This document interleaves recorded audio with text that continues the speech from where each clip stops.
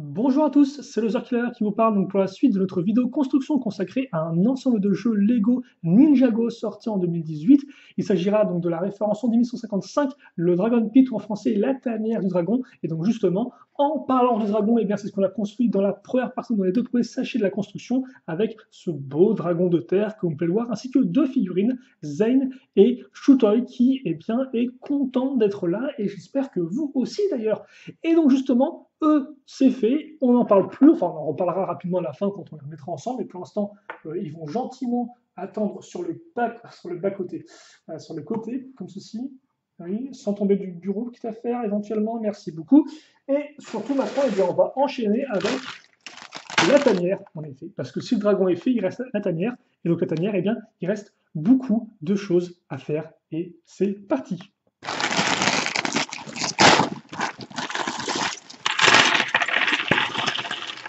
Ah, ça fait plaisir, non?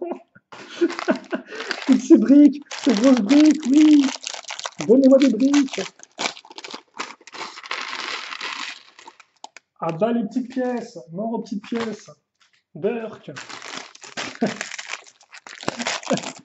Ah j'ai trop hâte, j'ai trop hâte. Même si honnêtement c'est vrai qu'à première vue c'est un peu une sorte de porte géante, ce qui n'est pas vraiment mon type de structure préférée, mais honnêtement j'ai trop hâte de voir la taille, tout quoi, tout. Donc, pas de figurine en plus, ce qui fait qu'on peut commencer direct dans l'action. Et l'action, c'est quoi? L'action, c'est ça. Ouais, trop cool. Une plaque. Alors, par contre, une plaque, mais attendez. Euh, genre, je pense que c'est bon. C'est même délicieux, oui. Ok, je pense que c'est bon plus pour mon mise au point. Donc, on va commencer avec cette plaque-là, comme vous pouvez le voir. Attendez. C'est vraiment une chose, excusez-moi.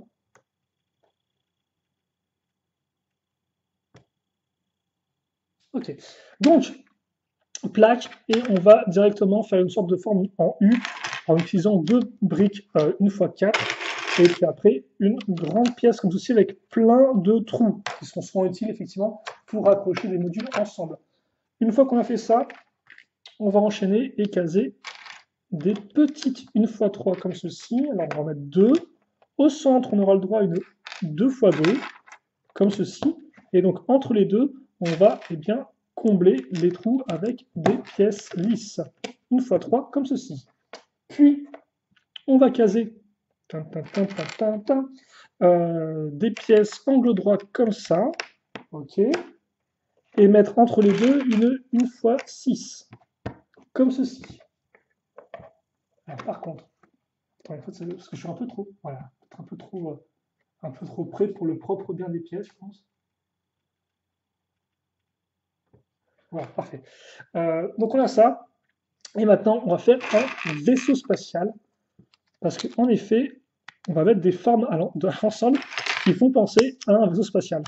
Avec des grandes pièces, comme vous pouvez le voir, qui ont un côté en biais. C'est plutôt cool. Et donc ça, on le met ici. Comme ceci. Puis, maintenant, on va continuer avec une grande plaque. Alors, à ce niveau-là, car en effet,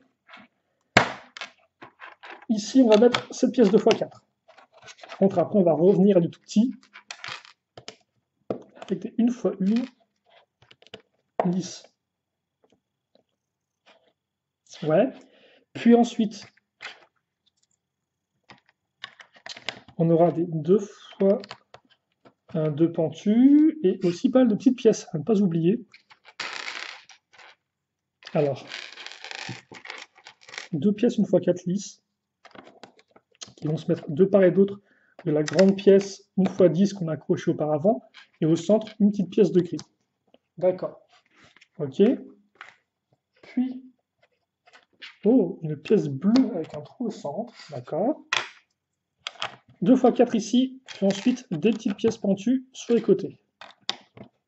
Pour l'instant, ça va bien. Ensuite, on aura des tenons, comme on peut voir en façade de cette brique 2x1 x 2 de hauteur. Et de l'autre côté, par contre, on n'aura pas de tenons, comme on peut le voir. Mais on mettra à niveau avec une pièce qui aura les mêmes dimensions, mais de couleur beige. Puis, on va faire deux petits assemblages là encore, pour la même hauteur de chaque côté, avec 2 x 2. Donc forcément, pour la même hauteur, eh bien, il faut 2 briques, pour faire une hauteur de 2 briques, ça semble plutôt logique. Merci aux Killer. Et ensuite, on va caser eh bien, une autre pièce comme ceci, mais un cran en arrière, effectivement. Ce qui fait que sur les côtés, maintenant, on va utiliser eh bien 2 pièces 1 x 4 pour remplir tout ça. Et à l'avant, par contre, on aura le droit à une pièce avec des trous circulaires. Donc, comme on peut le voir, seconde pièce, un peu en même genre, autant vous dire, il se prépare un truc. Mais pour l'instant, on n'en sait pas plus. On va continuer en termes de hauteur, monter, monter, monter, monter jusqu'à plus soif. Donc, on va faire ça ici maintenant. Donc, comme vous pouvez le voir, on va réduire à ce niveau-là. On ne continue pas ici, mais à un cran vers l'intérieur.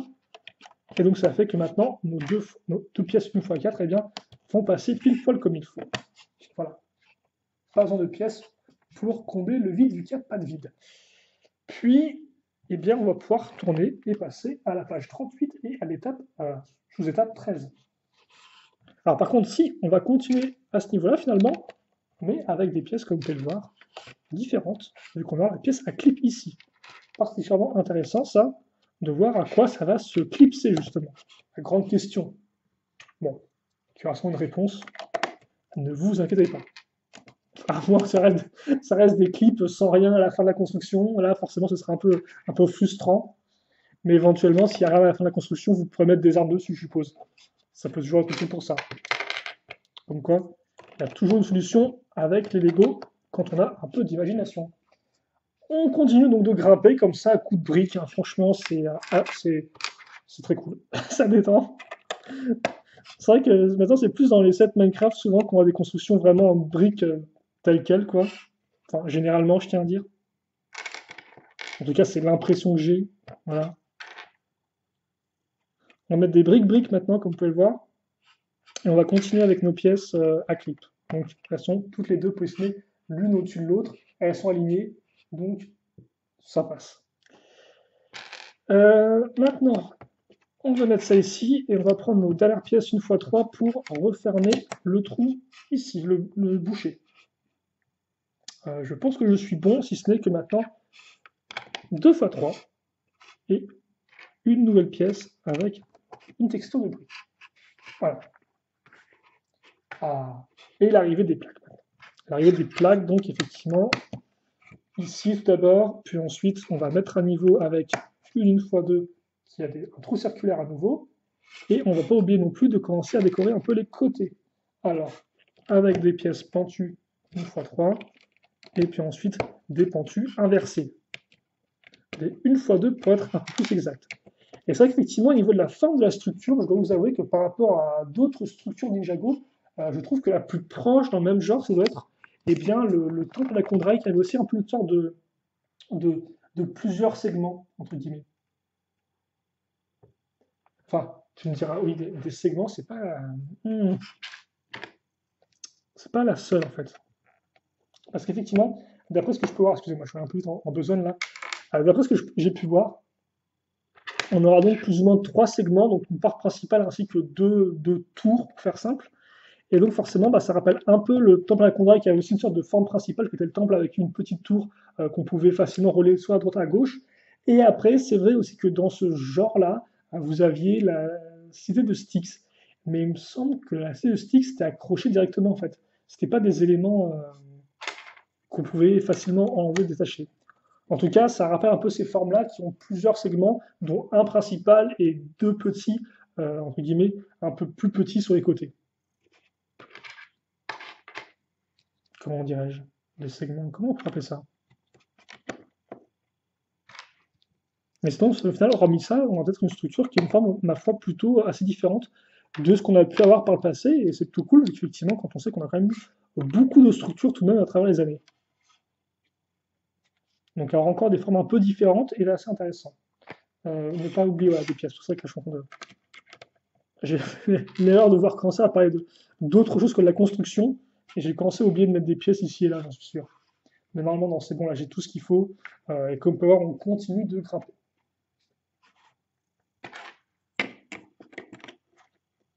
Bon, ça, on va mettre ici, et après, on va mettre à niveau au centre, avec une pièce 1 x 2. aussi, on va mettre à niveau à l'avant avec des petites pièces pentues comme ceci.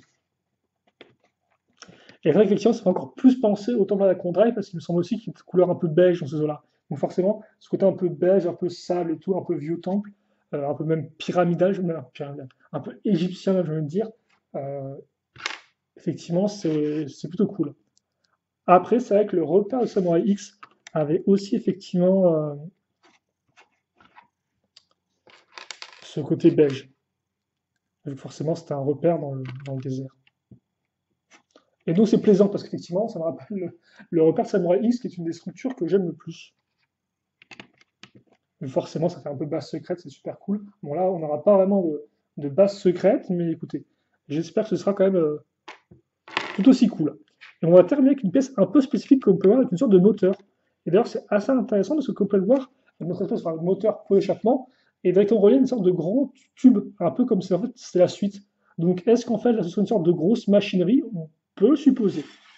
En attendant, on va à nouveau mettre à niveau progressivement avec une 2x2 cette fois-ci qu'on va mettre à l'arrière ici. Et puis après, eh bien, on va caser surtout deux grosses pièces comme ça, ce qui est plutôt cool en termes de forme générale, je trouve. Et comme ça. Et donc, comme c'est vraiment intéressant. Excusez-moi. La façon dont ils utilisent plein de pièces pentues de différentes formes, de différentes tailles, afin d'obtenir ce type de résultat-là qui rend plutôt bien, hein, comme vous pouvez le voir. C'est pas juste des pièces pentues identiques qui sont reliées genre pim pim pim pim pim. Non, ça part à droite, à gauche et tout, et ça, honnêtement, ça vous obtenez des belles formes. Donc ça peut être intéressant effectivement pour ceux qui voudraient faire leur propre temple. Au lieu de faire un truc avec des murs tout droits, pourquoi pas tenter effectivement de prendre des pièces pentues et de les caser un peu comme ça, qui s'entrechoquent, qui se croisent, qui se montent dessus, ça peut être assez intéressant. En attendant, on va donc maintenant prendre cette pièce-là, caser ça ici, et faire le côté du mur. Donc comme quoi, là encore, autre technique intéressante, c'est que quand vous avez un mur avec plein de briques différentes, pourquoi ne pas cacher qu'une plaque? Voilà, qui sera beaucoup plus propre au regard. Ah, et aussi, on aura un balai. Ça servait bien pour mettre des trucs, en fait, ça. Je crois que ça va être pour mettre une sorte de porte, je ne sais quoi, mais non, c'est pas du tout la porte, c'est l'accroche balai, quoi. Ok. Et là, par contre, ça devient intéressant, parce qu'on sort le technique, avec cette grande pièce dentée, comme vous pouvez le voir, qui a des bonnes grosses accroches cruciformes et circulaires. Nous, on va utiliser quoi? Ben, on va utiliser les deux, en fait, hein. On va d'un côté utiliser la circulaire avec cette pièce-là qui a une petite boule qui dépasse, et de l'autre, ce sera une micro-miron dans l'accroche cruciforme avec une pièce grise, comme ceci. Une fois qu'on a ça, on retourne et on le case à ce niveau-là, au niveau de la pièce, la partie lisse donc, ici. Et comme vous pouvez le voir, la pièce grise va bloquer contre ça. Donc je pense que c'est fait exprès. Par contre, de l'autre côté, ça ne bloque pas. Ensuite, une fois qu'on a ça, par contre, non, c'est bon, on est bien, je crois. Ouais, on est parfait. Donc une fois qu'on a ça, c'est parti pour les roues dentées. On a tout d'abord une roue dentée de taille, je dirais, moyenne. On va caser donc. Alors par contre, ce que je vais faire, c'est que je vais mettre ça plus ou moins. Je vais essayer de reprendre plus ou moins là où c'est, quoi. C'est un peu comme ça, je dirais. Donc on a ça. Puis ensuite, on va prendre une grosse roue dentée qu'on va mettre au milieu. Et ensuite, on aura une petite roue dentée qu'on va mettre au-dessus. Voilà. C'est plutôt cool. Et je pense honnêtement qu'ils ont quand même fait ça principalement pour avoir le design de trois roues dentées, de grosses roues dentées qui s'entrechoquent pour voir la grosse porte en fait. Parce que quelque chose me dit que s'ils avaient voulu le faire avec juste deux mécanismes, ils auraient peut-être pu le faire effectivement avec moins de roues dentées, quoi. Enfin, je pense en tout cas.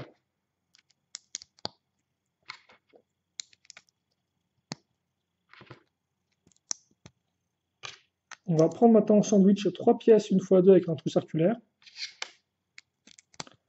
Et mettre ça ici. comme ceci. Ensuite, on va faire quoi?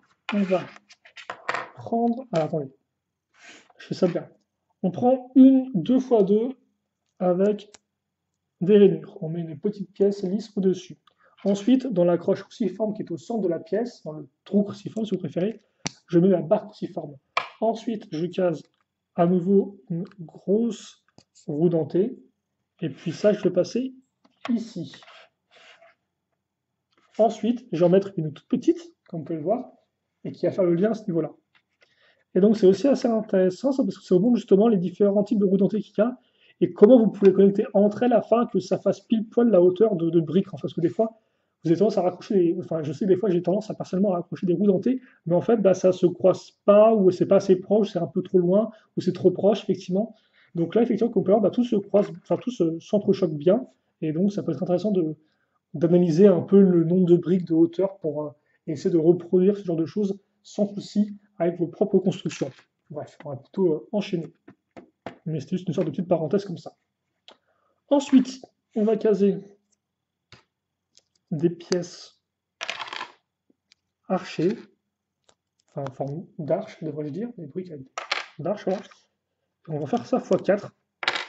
Donc on met juste à niveau la fin avec une 2x1. Et puis après, ça on le case ici.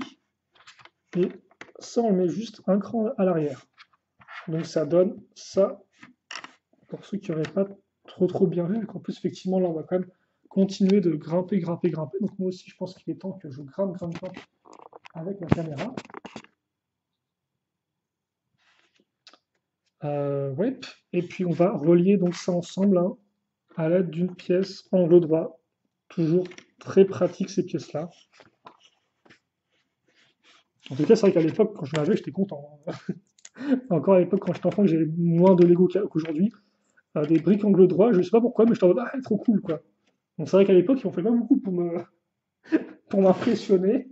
Mais bon, c'est, voilà. Parce que là encore, à l'époque, je disais au début de vidéo que les structures, c'est mon modèle préféré. Enfin, c'est aussi mon modèle préféré. C'est aussi parce qu'à l'époque, personnellement, plus que des véhicules, je préférais faire des bases, quoi. Donc forcément, mon amour pour les bases spatiales et autres fait que bah, c'est aussi les structures qui sont le type de modèles que je préfère dans, dans Ninjago et dans tous les thèmes Lego en général. Même si après, bien sûr, il y a plein de véhicules cool. Donc comme vous pouvez le voir, beaucoup de pièces au-dessus, dont des pièces avec juste un tenon. Donc je pense que ce sera ça pour facilement mettre et enlever ce qu'on va mettre au-dessus, je pense. Peut-être avoir des accroches pas trop complexes. Ensuite, on va prendre cette grande plaque et on l'emboîte ici. Et après, bien sûr, on va la maintenir au reste de la structure avec des briques, qui l'aurait cru. Des briques 1x8. On continue avec des plaques. Et logiquement, il va nous rester 4 briques à mettre. D'un côté... Ah non, attendez. Non, pas d'un côté. Vous aurez deux pièces donc 2x2 qui vont se mettre ici. Et entre, on va boucher avec une 1x2 pentue. Gloire aux pièces pentues. Repentez-vous face aux pièces pentues. Donc ensuite, on a 3 petites pièces. Rien de spécialement extraordinaire. Et donc, nous, on va enchaîner directement avec le quatrième sachet qui vient même en 2 sachets. Donc c'est 4. Enfin, je crois. Oui, c'est ça. Pourquoi avoir fait ça? Je ne sais pas.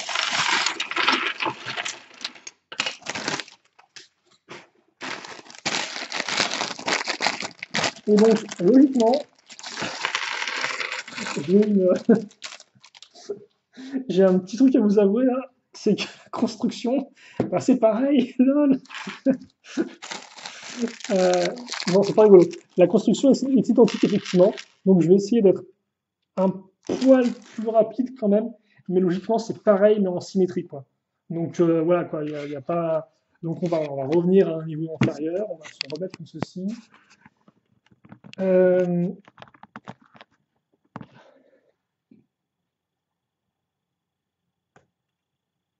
Mais au moins, ça veut dire que une fois qu'on aura fait ces deux côtés, eh bien, on va vite se rendre compte de la taille, de la longueur, enfin de la largeur que va faire notre structure principale. Allez, donc, forcément, ceux qui veulent pas revoir la même chose, ils peuvent passer totalement, hein, je peux comprendre. Mais voilà, c'est la construction, c'est comme ça. C'est aussi le problème avec certaines structures, c'est que bah, des structures symétriques, bah, forcément, c'est pareil de l'autre côté. Donc ça, c'est quelque chose à prendre en compte. Par contre, j'ai pas été très très malin parce qu'en fait, j'ai tout renversé au même endroit. Et donc, bah, ça va être la galère, quoi. Enfin, après, on verra vraiment si c'est identique ou pas en tout point. Mais bon, honnêtement, je pense que oui. Alors, par contre, excusez-moi, attends, j'ai un peu plus de forme. Non, c'est bon. D'accord. Ok. Donc, on a ça. Maintenant, c'est angle droit. Si je dis pas de bêtises, je vais mettre les grosses plaques pour l'instant là-bas. Les grosses briques aussi. On va faire un tri rapide. Les 4 pièces archées, elles vont partir là-bas. Et je crois qu'on a plus ou moins tout ce qu'il nous faut. Donc, angle droit, comme je disais. On met ça ici. Ensuite, c'est l'attaque des plaques qui va se mettre là, qui vont se mettre là, excusez-moi, faut que j'accorde mes...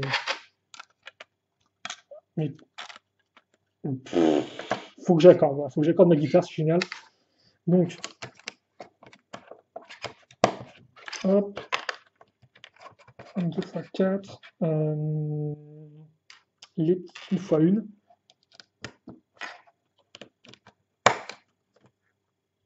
Après, forcément, c'est un peu bizarre parce qu'on se dit c'est symétrique, alors qu'effectivement, les ennemis en eux-mêmes, leur apparence, leur véhicule, bah, font pas vraiment penser à de la symétrie, quoi. Vu que c'est un peu fait de bric-à-brac, leur véhicule un peu façon pirate du ciel. C'est vrai qu'on pourrait penser vraiment à une structure qui aurait deux côtés vraiment un peu distincts, un peu tout cassé, mais au final, bah, forcément, là, comme il faut faire une sorte de mécanisme et autre, je pense que c'est mieux si c'est propre et si c'est bien symétrique et bien pareil des deux côtés.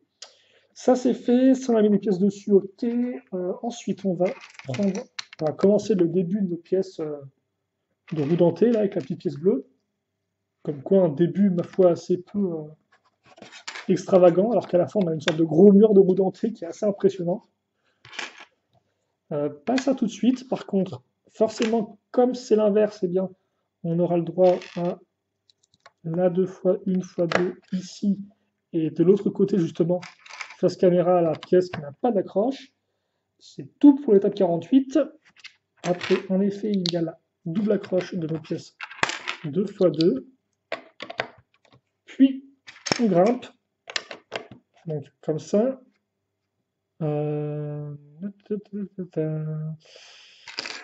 Où est la pièce? Elle est là. Voilà. Et donc, on va aussi mettre un niveau qui est à faire à l'arrière.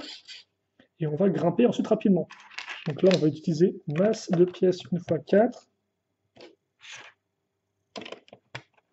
Comme ceci. Et d'ailleurs, je crois qu'il en reste plus là du sachet, en fait, si je dis pas de bêtises. Puis après, mettre les petites pièces à l'extérieur, avec les accroches balais à ce niveau-là. Accroche balai numéro 1, accroche balai numéro 2, comme ceci. Enfin, je plaisante. Je crois qu'il n'y aura pas de balai cette fois-ci, il y aura sûrement une autre pièce à mettre. Voilà. Une x 4 ici, à ce niveau-là. Là, une x 2 qui passe bien comme ceci. Là, j'ai oublié de mettre quoi? J'ai oublié de mettre des 2 x 3. Comme ceci. Et puis après, bim, bam, boum, une hauteur de plus de gagner. On retrouve maintenant nos pièces avec des textures de briques, de briques. Voilà. Le retour de ces pièces d'accroche, de part et d'autre de la structure. Ensuite, on a la grosse pièce blanche ici, et on n'oublie pas non plus de mettre à l'intérieur des 1 x 3 afin de consolider l'ensemble et de ne pas laisser de gros trous, même si c'est des trous effectivement à ce niveau-là, mais bon, c'est pas très grave. Par contre, c'est vrai qu'effectivement, c'est très bizarre dans la construction, il y a des sortes de gros trous ici, quoi. Vu que, bah, au final, je sais pas si on peut mettre des figurines dedans, quoi. Avec les roues dentées et tout, je sais même pas si on peut faire. Quoique. Si effectivement on peut mettre des figurines dedans, ça fera un peu office de cachette et ça pourrait effectivement amener à des scènes de jeu intéressantes, je pense. mais je ne sais pas si on pourrait faire ça. En tout cas, c'est vrai que effectivement, ça fait bizarre, en tout cas, excusez-moi, d'avoir des sortes d'espaces vides un peu comme ça. On attaque maintenant la seconde phase, je vais dire, du mur, où on va avoir beaucoup plus de pièces pentues un peu à droite à gauche. Il faut juste que je les trouve pour les placer. Voilà. Ensuite, c'est la grande pentue qui va venir se mettre ici. Et au centre, c'est... Alors ça, des fois, je zappe des trucs par rapport à mes étapes, en fait. Mais ne vous inquiétez pas, je retombe toujours sur mes pattes. Comme un petit chat.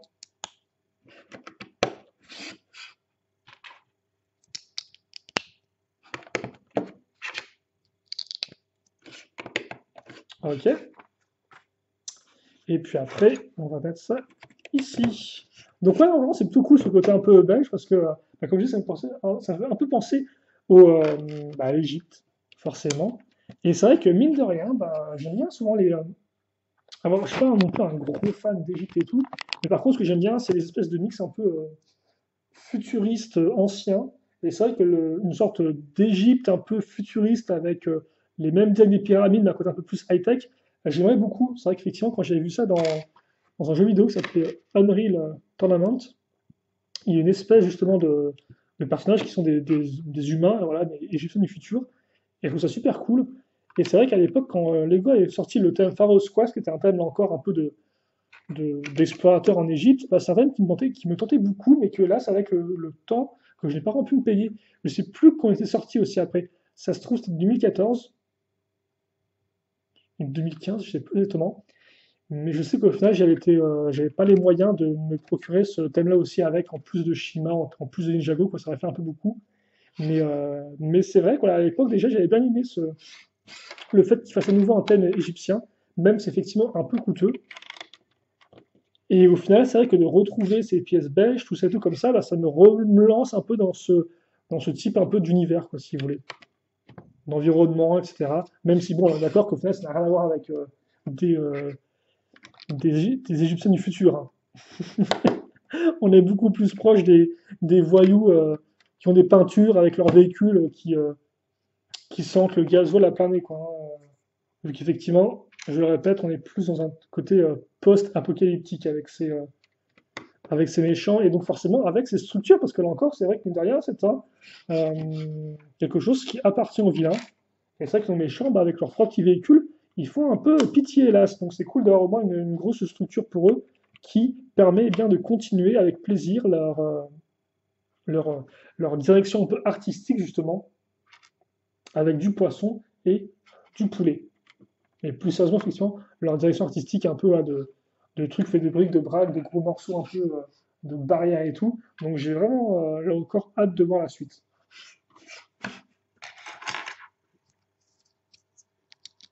Mais voilà, effectivement, ce que me rappelle le set en termes de couleurs, et forcément, si ça me rappelle des trucs cool, je vais prendre encore plus de plaisir bien, à construire ce modèle.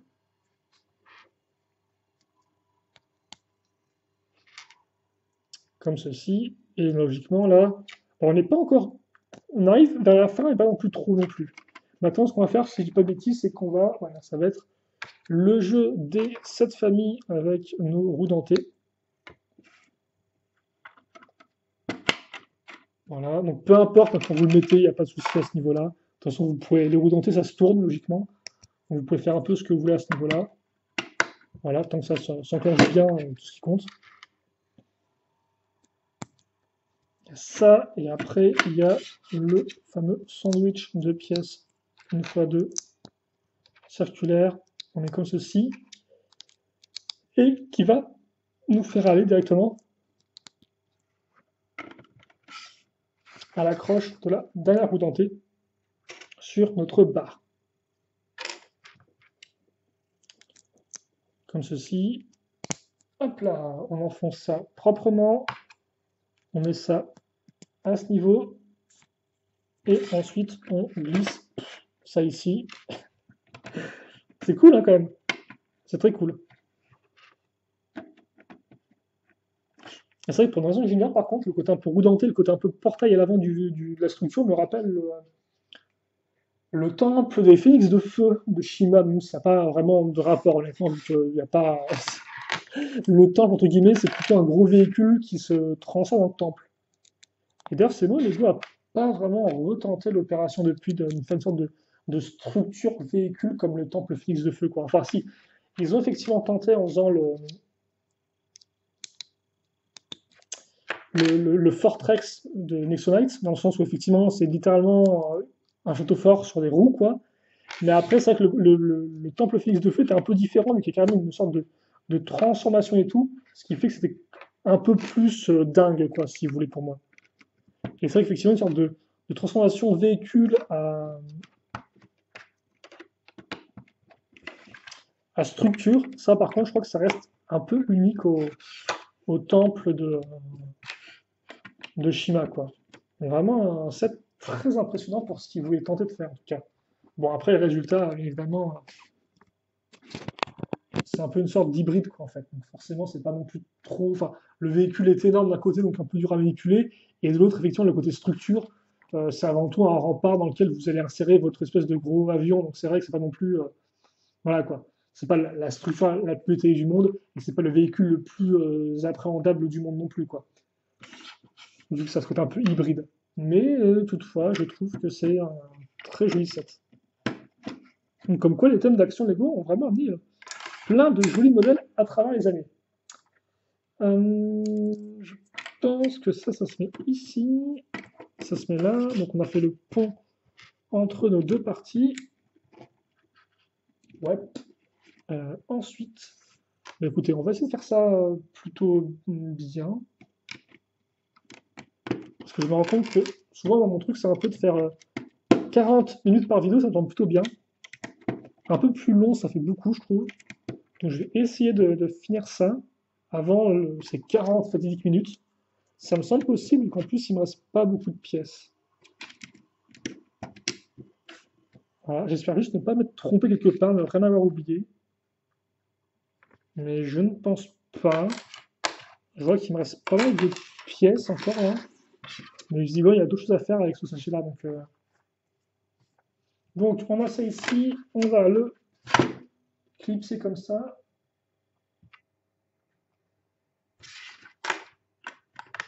Comme l'autre, mettre des... Ah non, en fait, non, excusez-moi. Rien à voir. Je crois qu'on va faire un truc super grand. En fait, non, pas du tout, pas du tout. Non, on va prendre ça. Voilà. Ici. C'est trop cool de le faire. Bon. Arrêtons d'être débiles 2 secondes. Donc voilà, là, on a plus ou moins notre porte principale, donc, qui quand même fait, enfin, plus qu'elle est large, je dirais qu'en fait, surtout, elle est quand même assez lourde, en fait. Donc c'est ça qui la rend assez massive. Puis après, ce qu'on va faire, c'est que, là, comme l'autre, on va terminer les deux parties à l'avant, ici.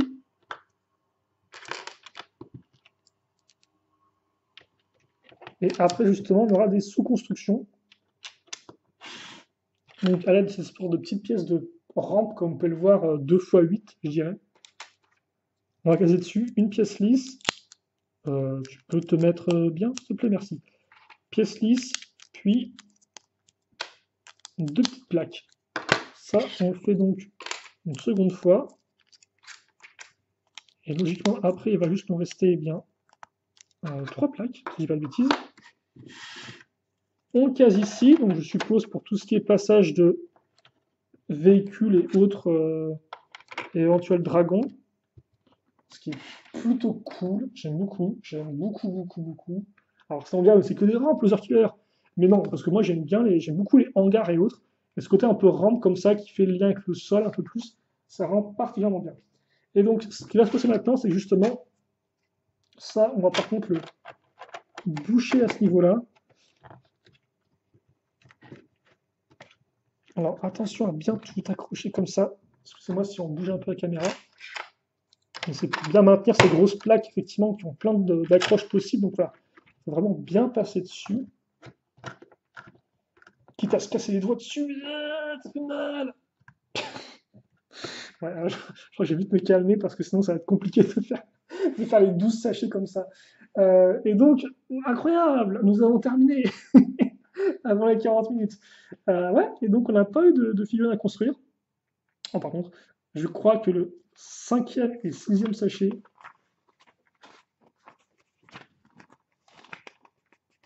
Ah non, d'accord, ok. Les cinq sachets, le cinquième sachet, c'est effectivement le même truc en symétrique, mais ça.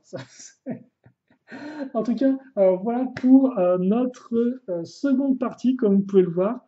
Et c'est plutôt très cool, quoi. Donc maintenant, il faut juste enchaîner. Et on va enchaîner. Ça, je peux vous le dire, on va sacrément enchaîner. Voilà. Donc nous, on se retrouve bien tout de suite pour la troisième partie de la vidéo qui sera consacrée au sachet numéro 5 et 6, logiquement. Voilà. On se quitte là-dessus et on se donne rendez-vous et bien tout de suite pour la suite. Allez, à plus.